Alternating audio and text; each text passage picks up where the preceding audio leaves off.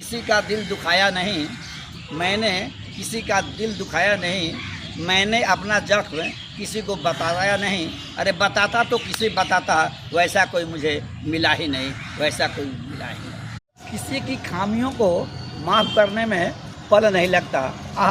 कितनी कीमती बात है। किसी की खामियों को माफ़ करने में पल नहीं लगता, मगर दिल से निकालने में दिल निकल जाता, दिल निकल जाता।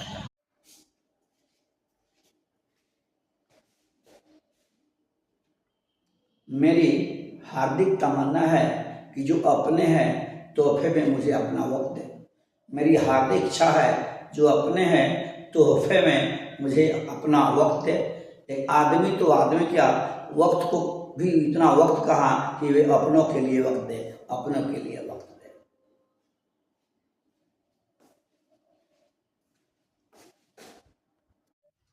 आज हम लोग को पढ़ना है सीरो रेखा और पाई में अंतर।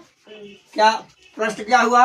सीरो रेखा और पाई में अंतर। तो सीरो रेखा वो है जब हम कोई शब्द लिखते हैं, जब हम कोई शब्द लिखते हैं, जैसे हमने लिखा राम, जैसे हमने लिखा राम, जैसे हमने लिखा श्याम, हमने लिखा श्याम, हमने लिखा मोहन, हमने लिखा मोहन।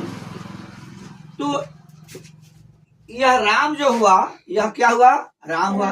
उसके ऊपर जो रेखा खींची गई, इसी को हम लोग कहते हैं सीरो रेखा। जैसे श्याम में जो लिखा हुआ है, इसको क्या बोलेंगे? श्याम लिखा हुआ है, ऊपर जो रेखा खींची गई, इसको हम क्या बोलेंगे? सीरो रेखा।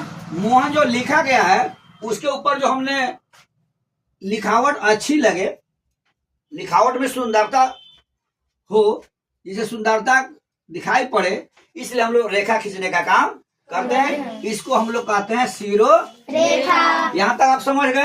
अब हम लोग को समझना, यह आपने समझा, किसी कोई शब्द लिखते हैं, ऊपर जो रेखाएं खींची जाती है, उसको हम क्या बोलते हैं? सीरो रेखा। तो अब हमको समझना है पाई।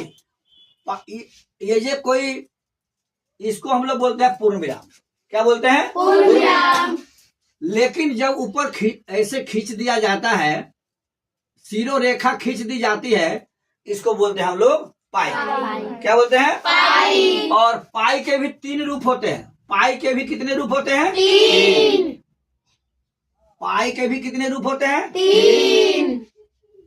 पाई के भी कितने रूप होते हैं? 3। तो आपको यह पहला हुआ अंतर पाई।